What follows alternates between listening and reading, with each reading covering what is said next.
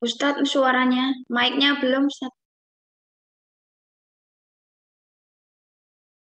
Ustadz Lukman, mic-nya Ustadz.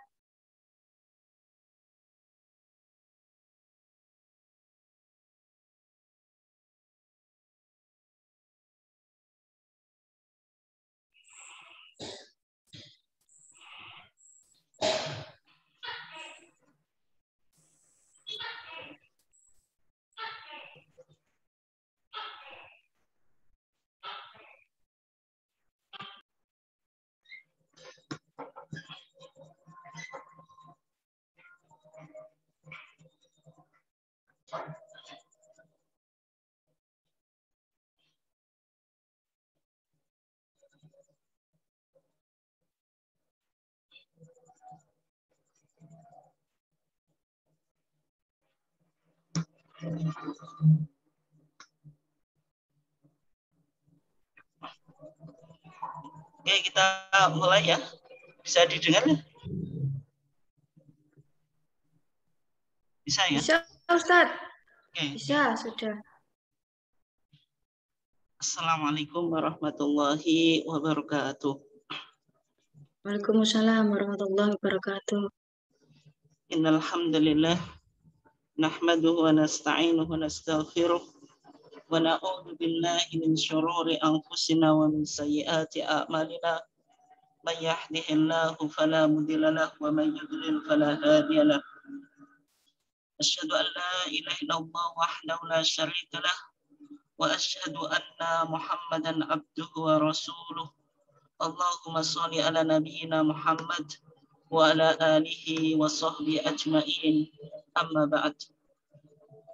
Yang saya hormati Ketua PCM dan segenap jajaran struktural PCM Kota Bojonegoro, kemudian bapak-bapak dan ibu-ibu sekalian dari berbagai macam aum amal usaha Muhammadiyah yang ada di Kota Bojonegoro yang dimuliakan Allah, dan juga bapak-bapak dan ibu-ibu serta ketarjian yang berasal dari luar Kota Bojonegoro yang pada saat ini berkesempatan untuk join bersama kita di dalam kajian ketarjian PCM Kota Bojonegoro yang dimuliakan Allah semuanya. Alhamdulillah pada kesempatan ini kita masih dipertemukan oleh Allah Subhanahu wa taala di dalam kajian rutin ketarjian kita di malam hari yang cerah ini, dan juga selawat serta salam semoga tetap terlimpahkan kepada Nabiullah Muhammad sallallahu alaihi wasallam.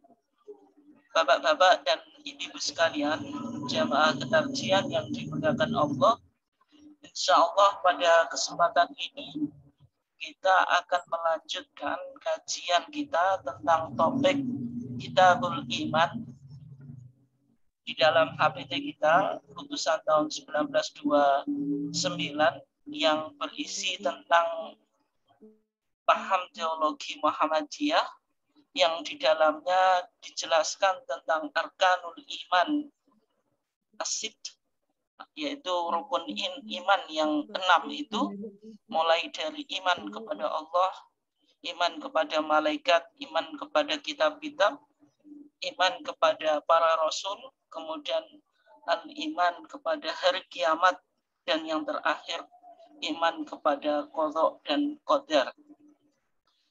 Yang semuanya itu sudah ada di dalam Kitabul Iman yang ada di dalam HPT kita itu. Dan pada kesempatan ini kita akan memasuki kajian kita atau pembahasan kita pada rukun iman yang keempat, yaitu al-iman bir-rusul, yaitu iman kepada para rasul. Bapak Ibu sekalian yang dimuliakan Allah, kalau kita lihat di dalam matan Kitabul Iman, maka di sana dijelaskan tentang iman kepada Rasul. Sehingga judul yang digunakan di dalam Kitabul Iman kita yang berkaitan dengan iman kepada para Rasul itu judulnya Al-Imanu bi-Rusul. Iman kepada Rasul. Nah, kata Rasul ini adalah bentuk plural atau bentuk jamak dari kata Rasulun. Artinya utusan atau the messenger, yang mana apa nanti bedanya Rasul dengan Nabi. Maka kalau kita coba bahas apa yang membedakan Nabi dan Rasul.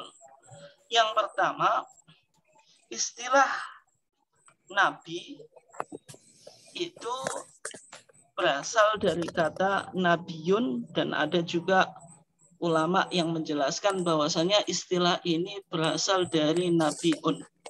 Kalau kita katakan Nabiyun itu diambil atau diderivasi dari kata an-nubuwah. Nubuwah itu artinya al-makan al-murtafi, yaitu tempat yang tinggi atau status atau posisi atau tempat yang tinggi. Kenapa kok dinamakan Nabi yang berasal atau diderivasi dari kata an-nubuwah? Karena Nabi itu seseorang yang memiliki status yang mulia di sisi Allah dan dalam pandangan kaumnya. Sehingga Nabi itu pasti dia marfu'ur rutbah. Statusnya itu memiliki status yang mulia baik di sisi Allah atau dalam pandangan Allah dan juga di pandangan para umatnya. Itu ketika kita katakan apa? Nabiyun. Kemudian yang kedua, maka kata Nabi itu berasal dari kata Nabiun. Jadi pakai hamzah yang berasal dari kata an-naba. Sehingga di dalam juz amma, juz 30 itu, maka ada surat an-naba. Artinya yaitu berita. An-naba itu sering diterjemahkan dengan berita yang besar. Artinya ketika Nabi itu diidentifikasi dari kata an-naba yang artinya khobar atau berita, maksudnya Nabi itu orang yang posisinya itu sebagai mukhbiron anillah, yaitu menceritakan, memberitahu kepada umatnya tentang wahyu-wahyu yang diterimanya dari Allah untuk disampaikan kepada umatnya. Itu secara singkat tentang asal kata Nabi. Jadi Nabi itu bisa diderifikasi dari kata Nabiyun dengan ya ditasdidkan atau juga dengan hamzah yang dibaca Nabiun. Itu secara etimologi. Nah, kemudian apa definisi Nabi secara terminologi atau istilahan atau syar'at? Maka Nabi itu insanun dakarun hurun uhiya ilaihi bisyar'in sawa'un umira bitablighi amla. Maka Nabi itu dia manusia. Jadi Nabi itu manusia, bukan para malaikat. Kemudian dia zakar. Zakar itu maksudnya jenis kelaminnya laki-laki, karena tidak ada seorang nabi yang dari kalangan wanita. Sehingga Allah Subhanahu wa taala mengatakan wa ma arsalna qablaka illa rijalan nuhi ilaihim. Dan tidaklah kami mengutus qablaka sebelum wahai Muhammad illa rijalan, kecuali dari kelompok atau dari jenis kelamin para lelaki nuhi ilaihim yang kami beri wahyu kepada mereka gitu. Nah, sehingga Nabi itu dia harus statusnya itu dari gender laki-laki. Kemudian hurun, harus merdeka, bukan budak. Ya tadi kalau misalnya jenengan tanyakan kenapa harus laki-laki secara umum, karena Nabi itu memiliki tugas yang cukup berat ketika seorang Nabi itu dari jenis wanita yang misalnya suatu saat mengalami menstruasi, kemudian hamil dan sebagainya, maka beberapa tugas itu susah untuk dipenuhi dalam kondisi-kondisi yang semacam itu. Sehingga Allah memilih bahwasanya Nabi itu dari jenis kelamin laki-laki. Uhiya ilaihi bisyar'in, yang diberikan kepada dia syarat. Nah, sehingga yang membedakan kalau Nabi itu diberikan syariat untuk dirinya sendiri, tidak perlu untuk ditabligkan atau disampaikan kepada umatnya. Kalau wahyu itu diperintahkan untuk disampaikan kepada umatnya, maka dia tidak hanya nabi tapi rasul. Nabi dan rasul. Sehingga nabi itu sebenarnya lebih umum daripada rasul. Karena setiap rasul itu pasti nabi. Ada kaidah kullu rasulin nabiyun walaysa kullu nabiyyin rasulan. Setiap rasul itu pasti nabi, tetapi belum tentu setiap nabi itu rasul. Tapi setiap rasul pasti Pasti nabi. Sehingga nabi itu lebih umum daripada rasul. Nah, kalau kita lihat di dalam judul dalam Kitabul Iman ini, Al-Imanu bi Rasul. Ini HPT kita menggunakan redaksi rasul. Berarti seseorang yang jenis kelaminnya laki-laki yang merdeka, kemudian diberikan syariat untuk diamalkan untuk dirinya sendiri dan disuruh untuk mentabligkan atau menyampaikan kepada Kepada siapa? Kepada umatnya. Itu yang disebut rasul. Kemudian di dalam HPT kita dijelaskan dalam matan Kitabul Iman, maka dikatakan yajibu alaina an nu'mina bi anna Allaha al-hakima. Wajib bagi kita untuk beriman bahwasanya Allah zat yang al-hakim, yang maha bijaksana. Karena hikmahnya Allah, kebijaksanaannya Allah, maka Allah arsala rasulan li hidayatin nas. Maka Allah mengutus para rasul li hidayatin nas untuk membimbing atau memberi hidayah kepada manusia ila siratil mustaqim, kepada jalan yang benar. Dan ini menarik kalau kita perhatikan di antara Asmaul Husna, nama-nama Allah yang 99 yang indah itu, baik dan indah itu, maka di sini ketika konteksnya Allah mengutus para rasul itu digunakan Al-Hakim, maha bijaksana. Karena orang yang bijaksana itu akan memikirkan kepada nasib kaumnya. Tapi dalam konteks Allah, kebijaksanaan Allah itu apa? Yaitu Allah mengutus para rasulnya, yang mana manusia ini sebagai ciptaannya ini supaya dibimbing kepada jalan yang benar, sesuai dengan esensi penciptaan manusia. Bahwasanya Allah mengatakan wa ma khalaqtul jinna wal insa illa liya'budun. Dan tidaklah kami menciptakan jin dan manusia kecuali menyembah Allah. Nah, kebijaksanaannya Allah ini memberikan hikmah. Allah itu mengutus para rasul, yang mana nanti di sini dijelaskan tugasnya rasul itu lihidayatin nas, kepada apa? Kepada as-sirat al-mustaqim. Kemudian dijelaskan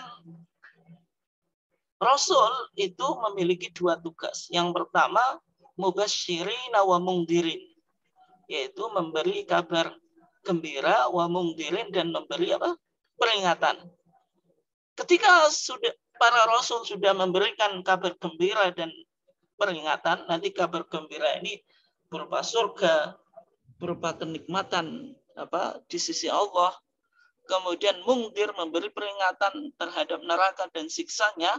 Setelah itu li'alla yakuna linnasi 'ala Allahi hujjatun ba'da rasul. Ketika sudah datang rasul kepada suatu kaum, maka manusia tidak bisa memiliki argumentasi nanti di yaumul hisab untuk untuk mengelak daripada hisab Allah, karena Allah Subhanahu wa taala sudah mengutus para rasul kepada mereka. Sehingga kalau kita simpulkan, Bapak Ibu sekalian yang dimuliakan Allah, dari matan atau teks HPT tadi, bisa kita simpulkan bahwasanya tujuan Allah mengutus para rasul itu memberi hidayah kepada jalan yang benar, kepada as-sirat al-mustaqim tadi, yaitu kepada Islam. Sehingga di dalam Al-Fatihah kita, setiap kita sholat itu kita senantiasa meminta konsistensi kita kepada jalan ketauhidan ini, kepada jalan yang lurus ini, maka kita senantiasa mengatakan apa? Ihdinas siratal mustaqim. Ya Allah, tunjukkanlah kepadaku kepada jalan yang benar. Nah, tujuannya para rasul diutus itu apa? Memberi hidayah kepada jalan yang benar. Kemudian tugasnya, para rasul itu memiliki dua tugas. Yang pertama, mereka sebagai mubasyirin atau giving glad tidings, memberi kabar gembira atau good news. Ini yang pertama, memberi kabar gembira barang siapa yang taat kepada mereka dan taat kepada Allah, maka Allah akan menjanjikan kepada mereka apa? Surga. Kemudian mungdirin sebagai warners, memberi peringatan kepada siapa yang tidak mentaati Allah dan kepada Rasulnya, nanti di yaumul hisab akan diberikan balasan berupa an-nar, yaitu neraka. Kemudian final dari pengutusan para rasul itu sebagai hujah. Ketika suatu bangsa itu sudah diutus seorang rasul, maka mereka sudah tidak bisa memiliki hujah di hadapan Allah pada yaumul hisab nanti. Karena apa? Rasul itu rusulan mubasyirina wa mungdirina li'alla yakuna 'alan nasi hujjatun ba'da rasul. Itu yang dikatakan Al-Qur'an.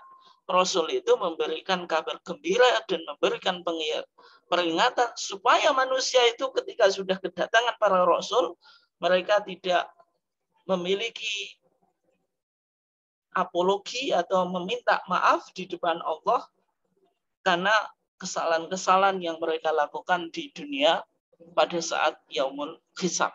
Sehingga ketika sebuah bangsa itu sudah diutus seorang rasul, maka mereka sudah tidak memiliki argumentasi untuk mengelak terhadap yaumul hisab nanti pada hari kiamat. Karena intinya nanti kita temukan ayat bahwasanya Allah itu mengutus setiap rasul di setiap umat. Walaqad ba'atsna fi kulli ummatin rasulan.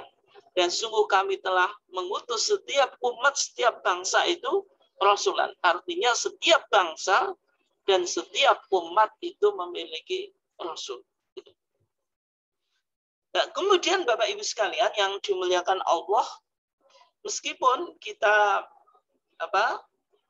tadi sudah kasih pengantar tentang definisi rasul sebagaimana yang diungkapkan oleh para ulama di dalam kitab-kitab tauhid atau kitab-kitab akidah atau kitab-kitab ilmu kalam.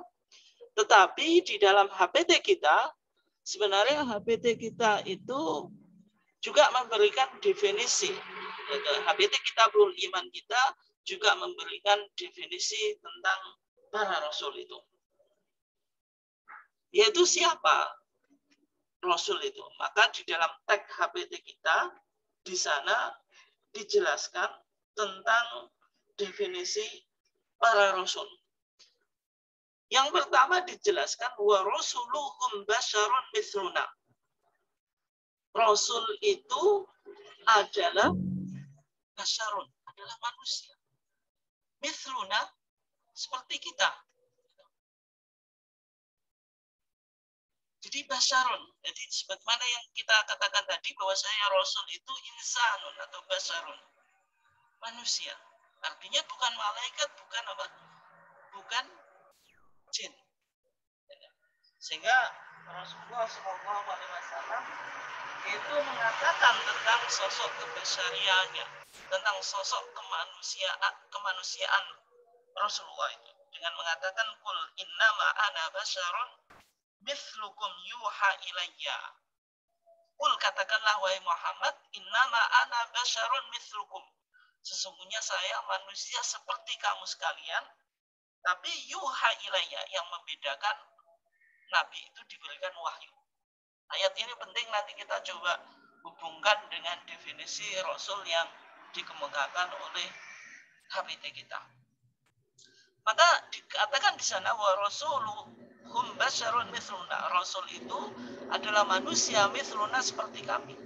Artinya yaquluna ta'am wa yashrabuna wa yamshuna fil aswaq. Para rasul itu mereka adalah apa? Makan, minum, wa yamshuna fil aswaq, dan berjalan di pasar atau berinteraksi secara sosial. Sehingga definisi ini menjelaskan definisi Rasul dari sisi kemanusiaan. Rasul itu apa? Manusia biasa, bukan malaikat, bukan dari bangsa jin. Karena mereka adalah manusia biasa, maka mereka makan, minum, dan juga yamshuna fil aswaq, berjalan di pasar. Artinya berinteraksi secara sosial, melakukan jual beli untuk memenuhi kebutuhan hidup dan melakukan urusan-urusan sosial sebagaimana layaknya manusia biasa. Maka ketika para rasul itu yamshuna fil aswaq, mereka berjalan di pasar, artinya berinteraksi secara sosial, ini terkadang apa? Membuat ragu kaumnya atau umatnya. Sehingga di dalam surah Al-Furqan dikatakan malihada rasuli yaquluna ta'ama wa yamshi fil aswaq. Bagaimana seorang rasul itu makan makanan seperti makanan kita, kemudian mereka berjalan di pasar. Karena dalam pandangan umatnya mereka memahami bahasanya seorang rasul ini pasti bukan manusia biasa karena dipilih oleh Allah. Sehingga mereka menegasikan tentang status Rasul yang suka yamshuna bil aswaq, yaitu berjalan di pasar atau berinteraksi secara sosial. Dan ini juga nanti yang Bapak Ibu sekalian yang menarik, ini juga yang dilakukan oleh Nabi Muhammad. Nabi Muhammad di dalam Sirah Nabawiyah dijelaskan bagaimana perjalanan dagang Nabi Muhammad ke daerah Syam. Yang ketika itu Nabi Muhammad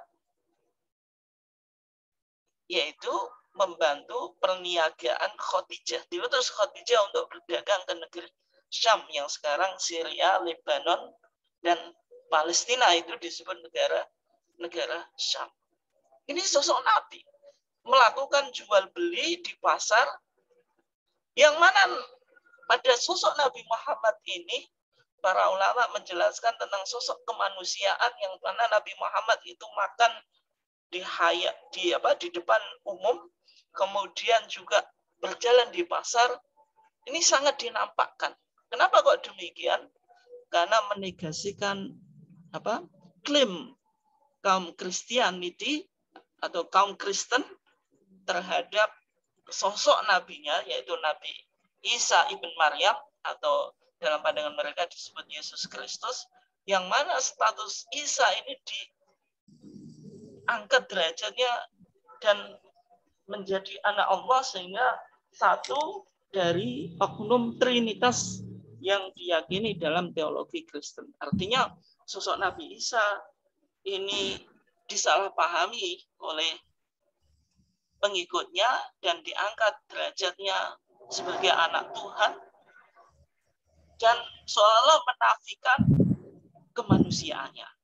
Sehingga ketika periodisasi kenabian Nabi Muhammad menampakkan tentang sosok manusia biasa.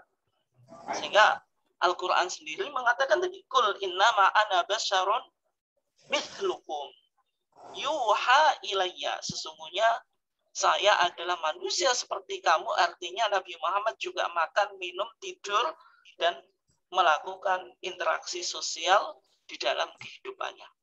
Ini definisi Rasul dari sisi kemanusiaannya. Kemudian berikutnya, Matan HPT kita menjelaskan tentang definisi Rasul dari sisi kewahyuan. Ini yang membedakan para Rasul dengan manusia biasa. Maka di sana dijelaskan istofahum Istafahumullahu risalatihi. Allah memilih mereka untuk menyampaikan risalah Allah. Wakhtasahum bi an awha ilaihim ma awha. Dan Allah mengkhususkan mereka dengan mewahyukan kepada mereka apa yang diwahyukan. Ini artinya menarik. Berarti Rasul itu meskipun mereka adalah manusia biasa, tetapi mereka dipilih oleh Allah untuk menyampaikan risalah Allah kepada umatnya. Waqtasahum bi an auha ilaihi ma auha. Dan Allah memberikan status khusus kepada mereka, yaitu dengan memberikan wahyu kepada mereka. Ini yang membedakan para rasul dengan manusia biasa. Artinya kalau para rasul itu dipilih oleh Allah, maka risalah atau nubuwah itu laisat muktasabah. Ini sebagaimana yang dipahami oleh akidah Ahlussunnah wal Jamaah termasuk Muhammadiyah. Artinya kenabian dan kerasulan itu tidak bisa dicapai oleh seseorang melalui ijtihad dan ibadah yang betul-betul ibadah kepada Allah. Artinya kalau kita misalnya ingin jadi seorang rasul atau nabi, kita melakukan ibadah yang betul-betul dalam atau mendekatkan diri kepada Allah dengan sedekat-dekatnya, kemudian Allah akan memilih kita untuk menjadi nabi dan rasul. Itu tidak bisa.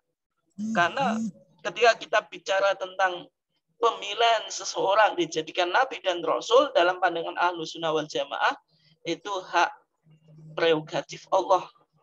Hanya Allah saja yang memiliki hak untuk memilih siapa yang dipilih untuk dijadikan rasul dan diturunkan kepada dia atau kepada mereka wahyu.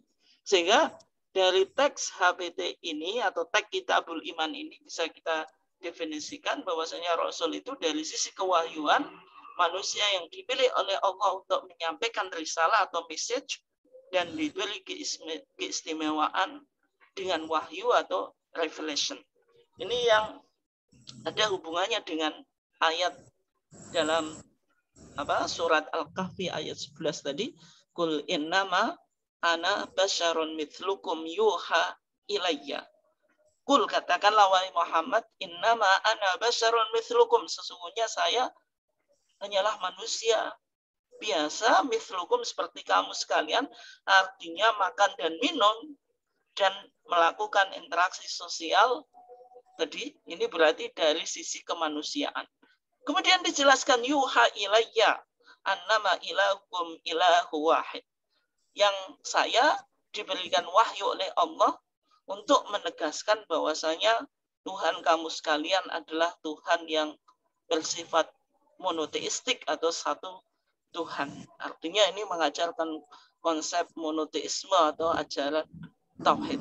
Ini artinya Al-Quran, ayat Al-Quran ini menjelaskan tentang sisi kewahyuan bahwasanya Rasul itu adalah atau Nabi Muhammad itu adalah manusia yang diberikan oleh Allah Subhanahu wa taala wahyu untuk disampaikan umatnya.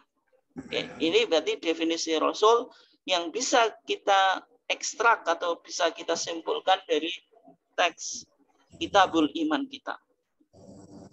Kemudian Bapak Ibu sekalian yang dimuliakan Allah, berikutnya di dalam matan Kitabul Iman kita dijelaskan tentang sifat-sifat wajib bagi Rasul. Artinya ketika para Rasul itu meskipun mereka manusia biasa, mereka makan, mereka minum, mereka berinteraksi secara sosial, melakukan jual beli untuk memenuhi kebutuhan hidup dan sebagainya. Tetapi seorang Rasul itu harus memiliki sifat-sifat yang harus terpenuhi. Nah, ini sebagaimana di dalam akidah Asy'ariyah dijelaskan, ini yang disebut sebagai sifat-sifat wajib bagi Rasul. Artinya semua Rasul itu harus terpenuhi 4 sifat ini. Yang pertama, wahum shadiqun. mereka itu harus memiliki integritas moral yang baik. Artinya mereka harus jujur. Jujur fil qaul wal fi'al. Jujur di dalam perbuatan dan perkataan. Artinya tidak mungkin seorang rasul itu memiliki sifat al-kidhbu atau pembohong. Atau rasul itu al-kadhib atau kadzab, banyak pembohong. Itu tidak boleh. Sehingga ketika Al-Quran menjelaskan tentang para rasul, banyak nanti ketika Al-Quran berbicara tentang sosok Nabi Ibrahim, sosok Nabi Ismail, sosok Nabi Idris, di dalam beberapa ayat itu, tapi intinya dikatakan ditutup bahwasanya para nabi ini siddiqon nabiyya, seorang nabi yang benar, seorang nabi yang jujur. Misalnya ketika sosok Nabi Ibrahim dijelaskan siapa? Wadkur fil kitabi Ibrahim annahu kana siddiqon nabiyya. Perhatikanlah akan Nabi Ibrahim dalam kitab. Sesungguhnya dia adalah siddiq, seorang yang benar. Nabiyan, seorang nabi. Artinya semua rasul itu adalah as-sadiqun, yaitu mereka memiliki integritas moral secara baik. Mereka tidak mungkin berbohong dalam tindakan atau ucapan. Ini yang harus terpenuhi, sifat yang harus terpenuhi bagi para rasul. Yang kedua adalah umana, yaitu mereka harus amanah, terpercaya. Tidak mungkin seorang rasul itu menjadi khain, pengkhianat, atau memiliki sifat khianah. Ketika diberikan sebuah urusan, maka akan mengemban atau tugas itu sesuai apa yang diamanahkan. Ini bisa kita lihat bagaimana sifat amanah ini yang dimiliki oleh misalnya Nabi Muhammad ketika diserai tugas Khadijah di dalam perniagaannya atau perdagangannya ke negeri Syam tadi. Rasul menunjukkan seorang yang amanah. Nabi Muhammad itu bahkan sebelum beliau diangkat Nabi dan Rasul itu sudah terkenal sebagai Al-Amin. Orang yang terpercaya atau truthful oleh kaumnya sendiri. Meskipun di antara kaumnya masih ada yang mengingkari. Artinya amanah ini harus terpenuhi, sifat yang harus terpenuhi pada pribadi seorang Rasul. Dan Nabi Muhammad tidak juga melakukan pengkhianatan terhadap risalah yang diberikan oleh Allah untuk disampaikan kepada umatnya. Misalnya mengkorupsi risalah atau kewahyuan wahyu yang diberikan Allah kepada Nabi Muhammad untuk disampaikan kepada siapa? Umatnya. Kemudian yang ketiga, muballighuna risalah. Ini menarik. Muballighuna risalah. Mereka menyampaikan risalah. Para rasul itu muballigh. Para rasul itu adalah muballigh, itu. Yaitu menyampaikan risalah, menyampaikan ajaran Islam ini kepada umatnya. Karena para rasul itu muballigh, Nabi Muhammad juga menganjurkan kepada kita untuk menjadi muballigh. Maka hadis yang cukup terkenal itu Nabi Muhammad SAW bersabda ballighu anni walau ayat. Ballighu, sampaikanlah kamu sekalian anni dari ajaranku walau ayatan, walaupun satu ayat. Kita bisa satu ayat dari Quran ini perlu untuk kita sampaikan kepada masyarakat, kepada umat. Sehingga di dalam konteks Muhammadiyah pun ada majelis tabligh. Majelis tabligh itu artinya majelis yang mengemban misi sebagaimana sifat wajib bagi Rasul bahwasanya mereka itu muballighuna risalah. Mereka menyampaikan risalah. Dalam konteks bermuhammadiyah pun setiap warga Muhammadiyah itu muballigh. Semua kita muballigh. Karena dengan kita masuk di Muhammadiyah ini artinya kita memiliki pandangan bahwasanya kita adalah menyampai ajaran Allah dan Rasul, apapun profesi kita. Sehingga ada ungkapan yang menarik, nahnu du'at qabla kulli syai'. Kita adalah para dai sebelum profesi apapun. Ini yang perlu ditanamkan di kaum Muhammadiyah atau di Muhammadiyah secara umum, tidak hanya di kaum, tapi harus ditanamkan jiwa sebagai seorang mubalik bagi warga Muhammadiyah. Bahwasanya apapun profesi kita, bahwasanya profesi awal kita itu mubalik. Sehingga kalau kita misalnya menjadi guru, itu profesi intinya itu mubalik. Guru itu hanya profesi setelah mubalik, atau profesi yang tidak inti, tapi profesi intinya harus mubalik dulu. Gitu. Ketika jenengan bekerja di rumah sakit, misalnya, harus menjadi mubalik sebelum menjadi karyawan rumah sakit, baik perawat, dokter ataupun yang lainnya.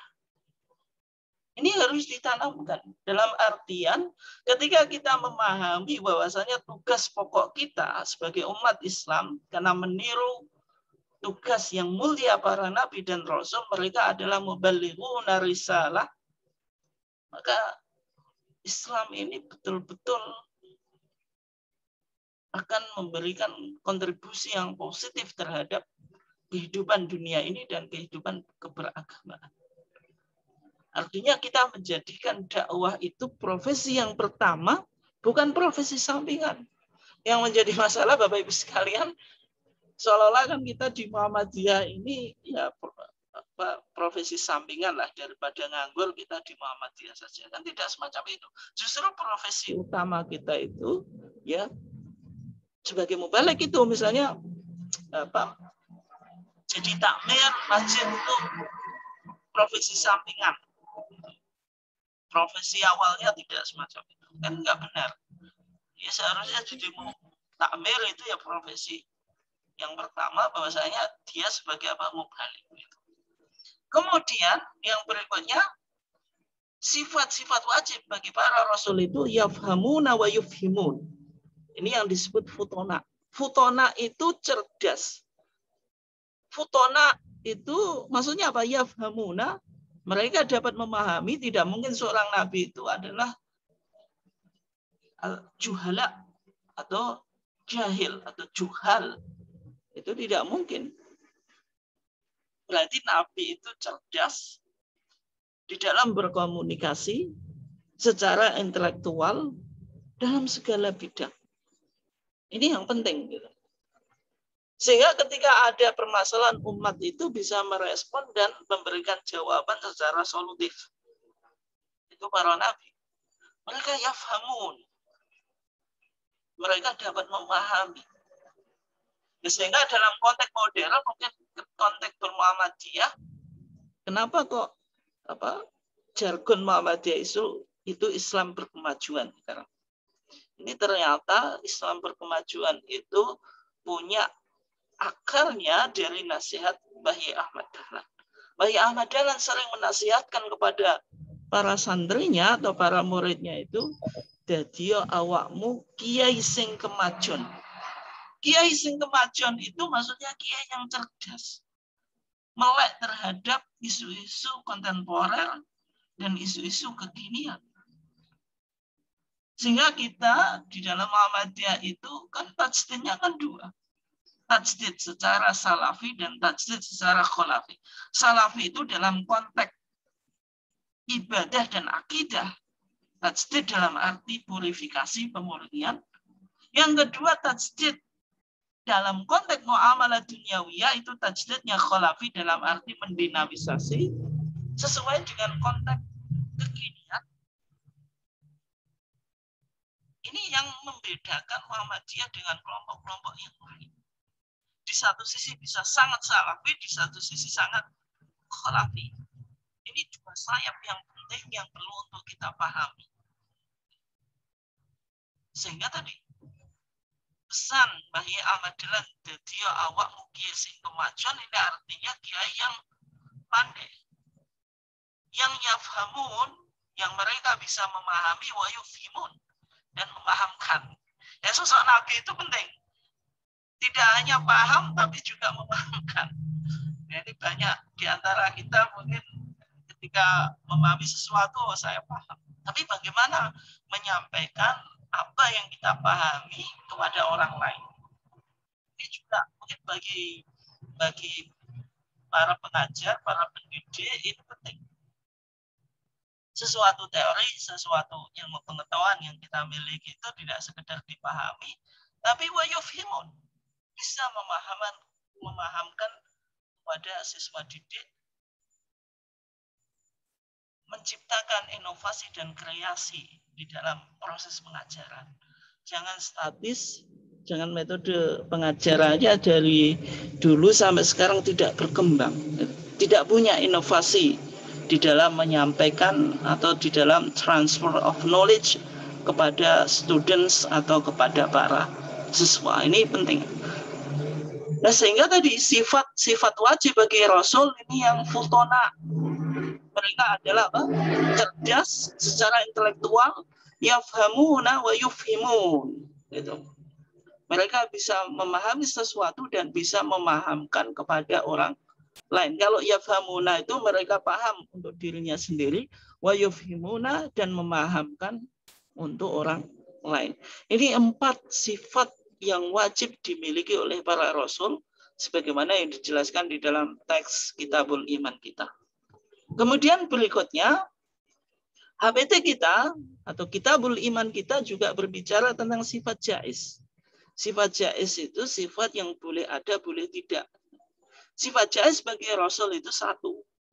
Maka dalam teks HPT kita dijelaskan wa bima annahum min bani Adam ya'tarihim ma ya'tari sairul afrod. Karena para rasul itu min bani Adam. Kalau min bani Adam itu maksudnya dari keturunan manusia. Dari keturunannya Adam. Adam itu adalah basyarun. Adam itu adalah manusia, bukan jinnun, bukan malaikatun, bukan malaikat.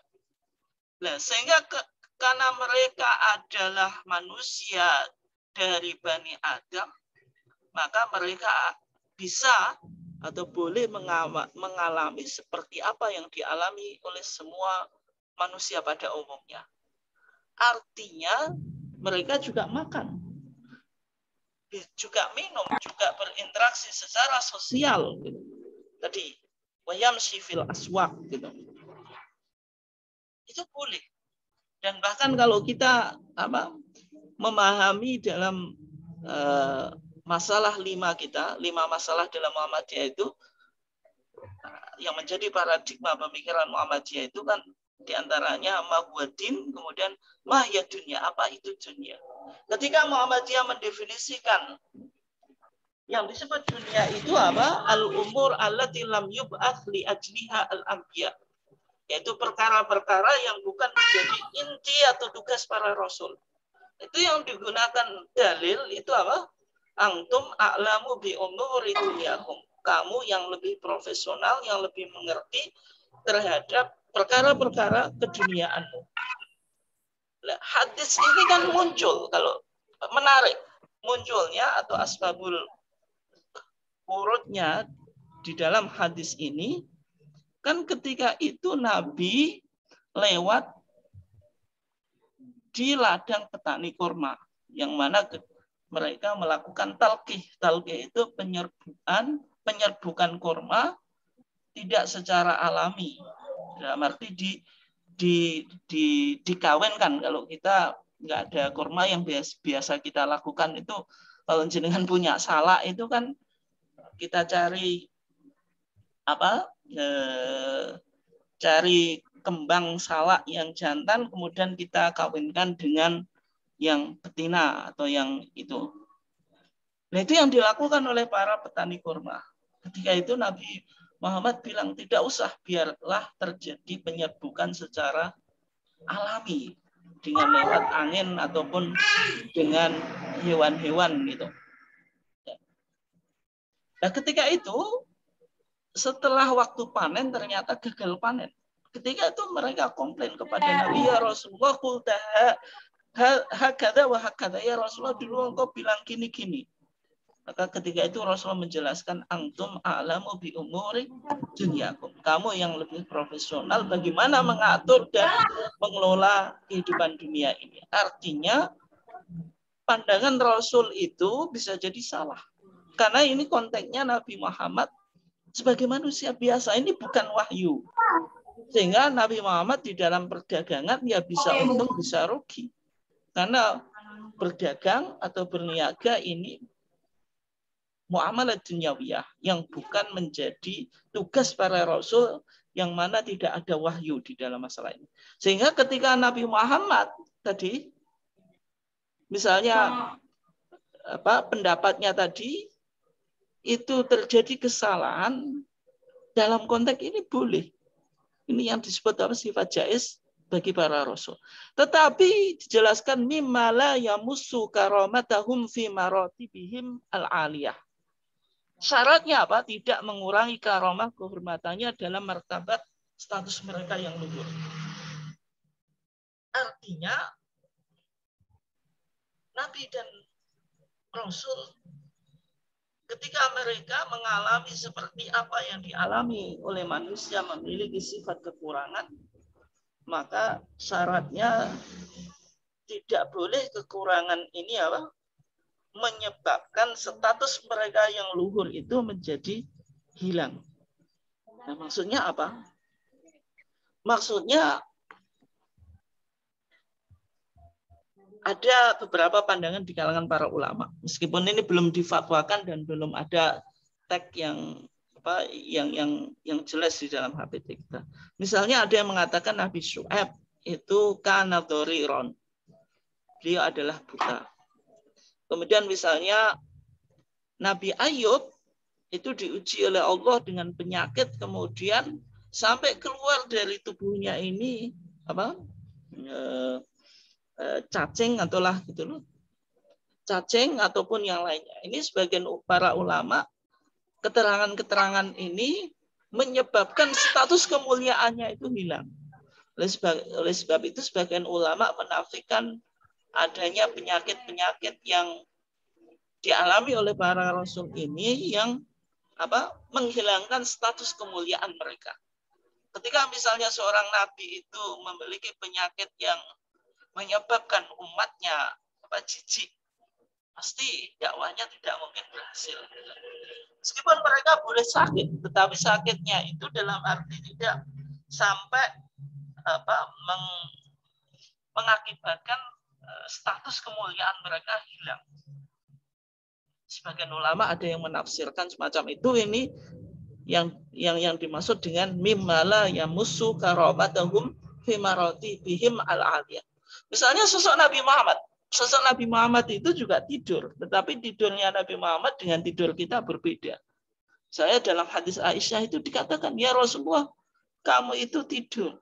Maka Nabi mengatakan, ya Aisyah, inna ainaya tanamani walakin la yanamu qalbi. Ya Aisyah, kedua mataku ini tidur, tetapi hati saya tidak tidur. Artinya selalu berinteraksi dan berkoneksi kepada Allah Subhanahu wa taala. Oke.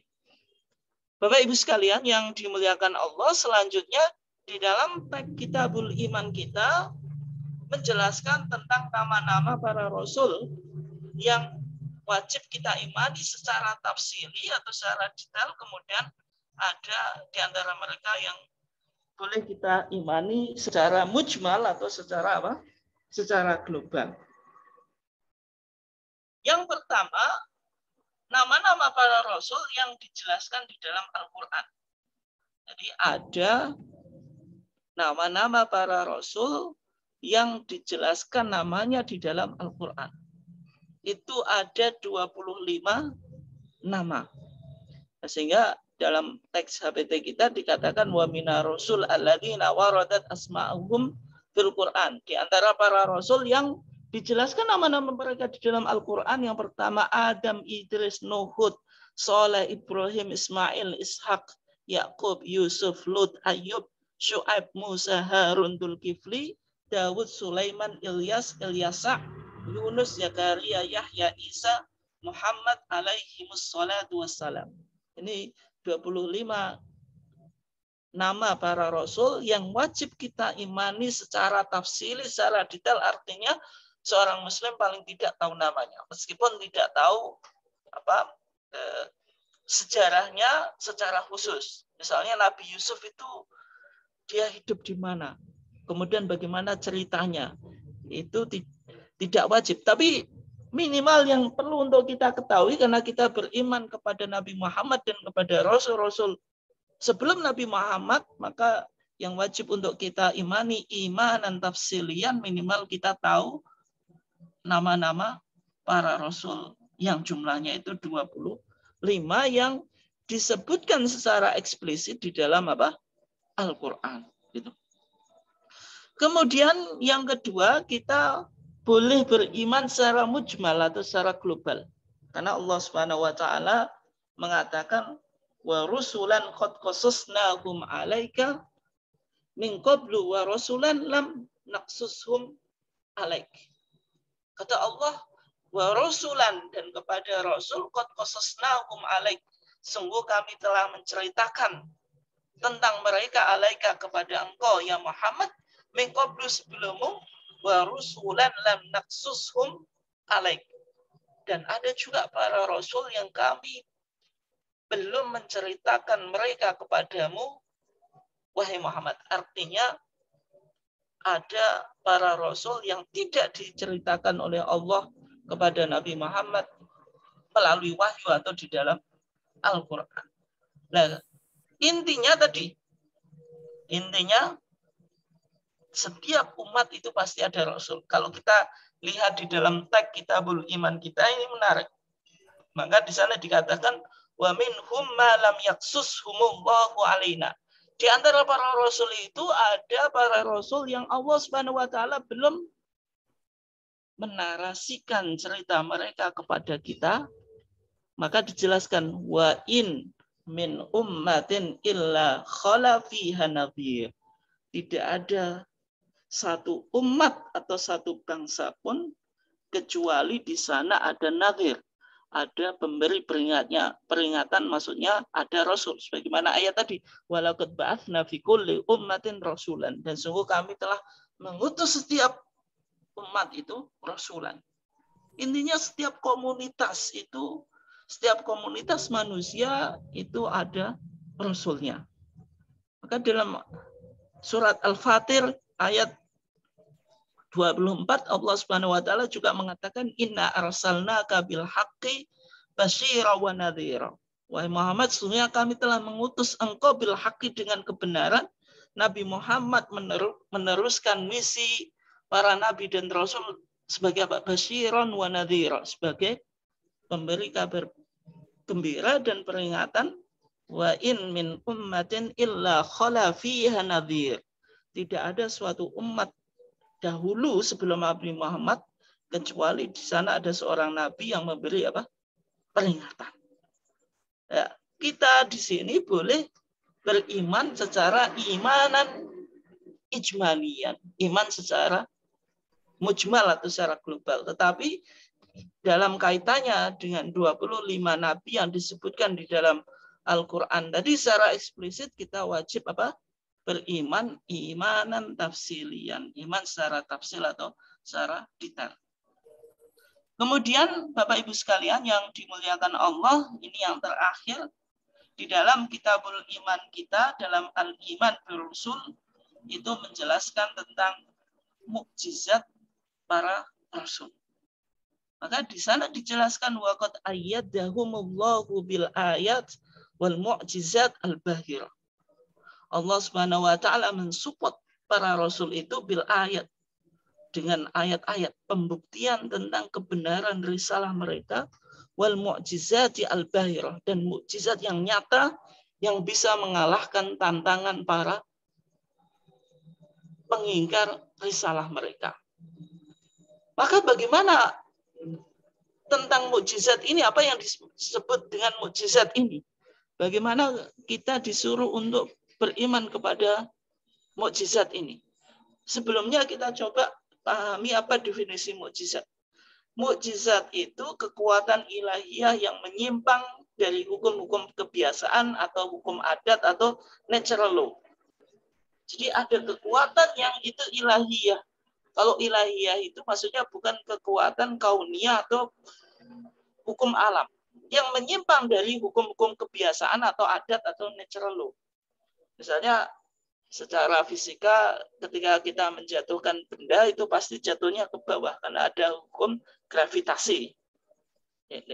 Ini hukum alam atau natural law. Tapi hukum ini dalam konsep mukjizat, benda yang dijatuhkan itu tidak harus jatuhnya ke bawah. Bisa jadi jatuh ke atas, bisa jadi jatuh ke samping atau yang lainnya. Artinya menyalahi hukum adat. Misalnya kita menetapkan api itu pasti sifatnya panas. Tapi dalam konsep mukjizat belum tentu api itu panas. Sifat api panas itu bisa menjadi dingin. Sebagaimana nanti kita kaji ketika Nabi Ibrahim dibakar karena menghancurkan patung-patung Nabi Raja Namrud. Sehingga mukjizat itu amrun khariqun lil adah. Suatu kejadian yang supranatural yang kontras dengan hukum adat atau natural law. Maka di sini dijelaskan bagaimana kita beriman kepada mukjizat. Maka dijelaskan la syakka lidzi aqlin salim. Tidak ada keraguan bagi orang yang memiliki akal yang sehat. Bagi akal yang sehat ini penting. Artinya orang yang beriman itu bisa menerima mukjizat yang dialami oleh para rasul. Bi anna mimma tanawaluhu al-qudrah ilahiyah. Bahwasanya kekuatan Allah. Kita kan dulu sudah mengkaji tentang al-iman billah. Allah itu memiliki sifat kudrah. Keinginan, kekuatan Allah itu kekuatan yang supranatural, yang absolut, tidak mungkin dikalahkan oleh kekuatan-kekuatan yang lain. Maka kudrah ilahiyah, kekuatan Allah ini antustiro, bisa melahirkan umuran khariqatan lil ahdah. Perkara yang kontras dengan hukum adat. Khasalat ala aidi anbiya'illah. Yang terjadi di tangan-tangan para nabi. Maksudnya mukjizat ini dialami oleh para nabi. Oke. Kemudian coba kita pahami. Kenapa Allah Subhanahu wa taala memberikan mukjizat kepada para rasul? Maka dijelaskan di sini. Ada 3 tujuan Allah Subhanahu wa taala memberikan mukjizat kepada para rasul. Yang pertama, ta'yidan li risalatihim, menguatkan risalah atau misi para rasul. Ini yang pertama. Yang kedua, wa mu'jizatan ala mu'aridhihim, menundukkan lawan-lawan mereka. Yang ketiga, wa ayatan limungkirihi, ayat atau bukti atau tanda kebenaran terhadap yang mengingkarinya. Ini penting. Misalnya contoh, Nabi Muhammad SAW diberikan wahyu yang berupa Al-Quran. Yang menarik, bangsa Arab, bangsa yang Allah Subhanahu wa taala mengutus nabi itu ummatun ummiyatun, bangsa yang illiterate, tidak bisa membaca dan menulis. Tetapi Nabi Muhammad diberikan wahyu yang berupa Al-Qur'an. Al-Qur'an itu secara literal dari kata qara'a yaqra'u Qur'anan atau qira'atan atau Qur'anan, artinya sesuatu yang dibaca. Artinya ini mukjizat yang berupa literasi. Sehingga Nabi Muhammad itu membawa perubahan yang luar biasa, revolusi keilmuan yang ada di dunia Arab, bagaimana umat yang buta huruf, kemudian wahyunya itu berupa Al-Quran yang dibaca. Ini ada revolusi ilmu pengetahuan. Dan ketika Al-Quran itu turun, maka banyak bangsa Arab, karena secara bahasa, secara sastra Al-Quran itu luar biasa, secara balaghiyah, yang mana bangsa Arab itu meskipun mereka umat ummiyah, tetapi mereka memiliki tradisi tentang syair. Sangat hebat di dalam bersenandung atau bersyiiran atau berpuisi. Sehingga beberapa ayat Al-Quran itu ditantang dan dibuktikan dari segi linguistik bagaimana kekuatan bahasanya itu. Sehingga Al-Quran menantang, memberikan challenge kepada umat-umat Nabi Muhammad untuk membuat sebuah karya yang sama dengan Al-Quran. Wa in kuntum fi raibin mimma nazzalna ala abdina fa'tu bi suratin min mithli wad'u syuhada'akum min dunillahi in kuntum shadiqin, dalam Al-Baqarah itu. Jika kamu sekalian merasa skeptis terhadap apa yang kami turunkan kepada Nabi Muhammad yang berupa Al-Quran tadi, fa'tu bi suratin, buatlah satu surat saja. Wad'u syuhada'akum min dunillah, minta supportlah bantuan-bantuanmu, para ahli linguistik, para ahli sastra, selain Allah, in kuntum shadiqin, jika klaim kamu itu benar. Ini artinya Al-Quran juga menjadi mukjizat dan menjadi tanda bagi orang-orang yang tidak menerimanya sebagai mukjizat. Jadi tujuan Allah Subhanahu wa taala memberikan mukjizat kepada para rasul itu, yang pertama menguatkan risalah atau misi para rasul, yang kedua menundukkan lawan-lawan mereka, yang ketiga ayat atau tanda atau bukti kebenaran terhadap yang mereka ingkari. Kemudian Bapak Ibu sekalian yang dimuliakan Allah, kalau kita bahas tadi tentang mulai dari definisi mukjizat, tujuannya, kemudian contoh-contoh mukjizat yang wajib kita imani di dalam Al-Quran itu bagaimana? Yang pertama, Al-Quran menjelaskan tentang beberapa mukjizat. Yang pertama, min adami ikhraqin nar li Ibrahim. Mukjizat itu misalnya api tidak membakar Nabi Ibrahim. Padahal sifat api tadi kan membakar. Dan mukjizat ini kekuatan supranatural yang kontras dengan hukum alam. Maka sifat api membakar itu bisa jadi api itu tidak membakar. Maka dalam konteks Nabi Ibrahim itu Allah Subhanahu wa taala menceritakan tentang mukjizat Nabi Ibrahim itu, maka api yang awalnya itu adalah sifatnya membakar, maka dalam konteks Nabi Ibrahim Allah Subhanahu wa taala mengatakan, kulna, kami mengatakan, ya naru, wahai api, kuni, jadilah kamu dan dingin, wasalaman, dan membawa keselamatan ala Ibrahim, atas Nabi Ibrahim. Ini artinya api yang hukum adatnya atau secara natural law itu membakar, tapi karena ini mukjizat, yang mana mukjizat itu hukum yang kontras dengan hukum adat, maka api itu bisa tidak membakar. Yang kedua, inqilabul asa thu'banan lil Musa, yaitu tongkat Nabi Musa itu bisa berubah menjadi ular dan juga memakan ular-ular yang ular-ularnya para tukang sihirnya Fir'aun. Ini juga mukjizat. Kemudian juga dijelaskan kalau di HPT lama kita itu ada insyiqaqul qamar li Muhammad, yaitu bulan itu bisa terpecah.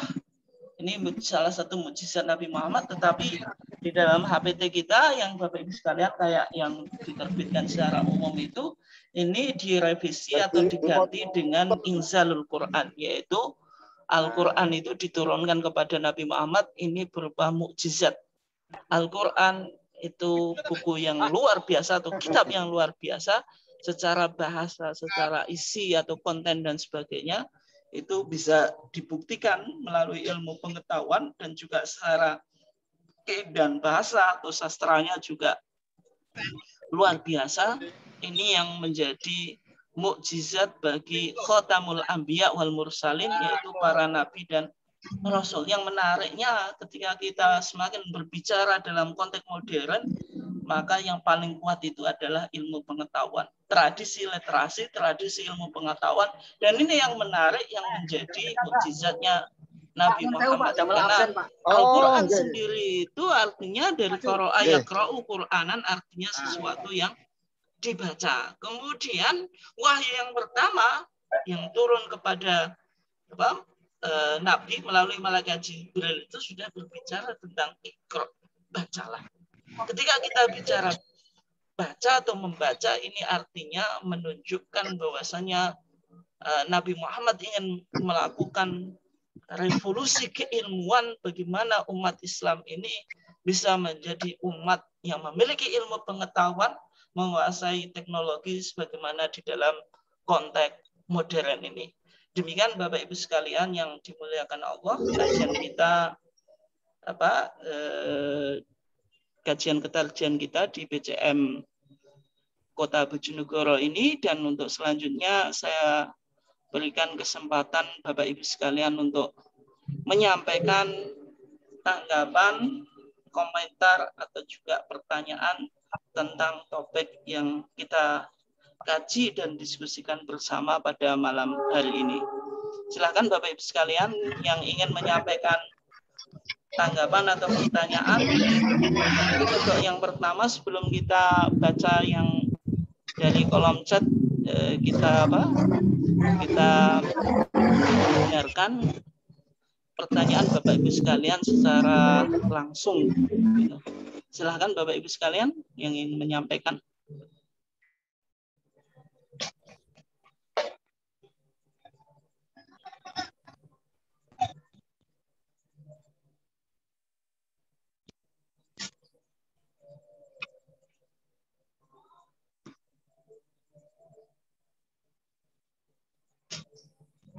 Nggih, monggo Bapak Ibu sekalian.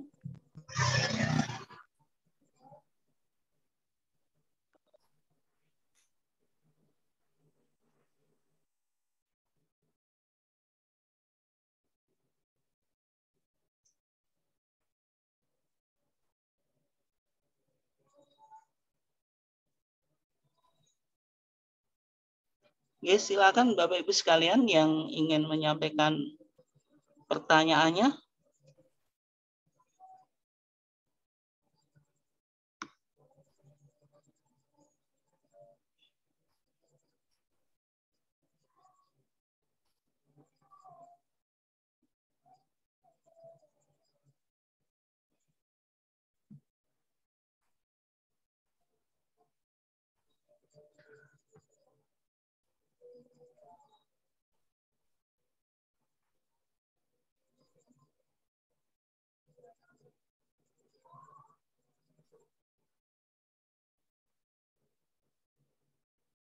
Kalau tidak, kita akhiri ya kajian kita. Ya, terima kasih Ustaz. Ya. Saya perjalanan ke Jogja Ustaz. Oh, ke Jogja Pak. Iya. Ini di Jogja ya? Ya Jogja belum di perjalanan. Oh, di perjalanan. Di perjalanan. Ya, mudah-mudahan sampai tujuan Pak. Ya, amin, amin, amin. Amin. Ini nyampe mana Pak? Baru nyampe itu loh, Gayam, Mbak. Oh, baru Gayam, dekat ya. Ya, Gayam ini. Ini masih di Kota Bojonegoro. Ya, masih di Kota Bojonegoro. Ya, terima kasih. Ya, sama-sama.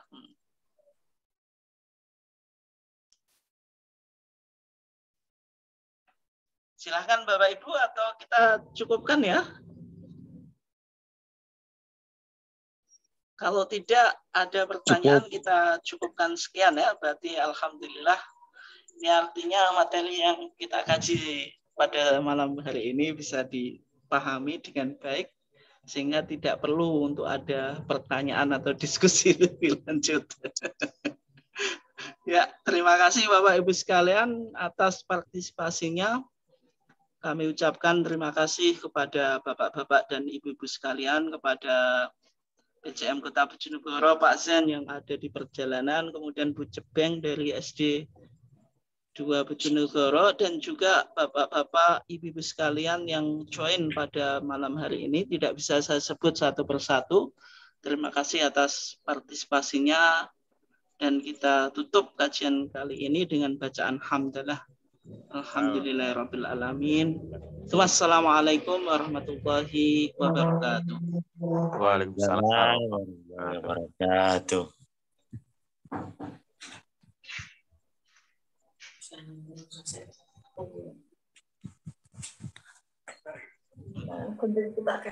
Izin and meeting for all ya Bapak Ibu sekalian. Ya, Ustaz, terima kasih. Ya, sami-sami Pak Zen.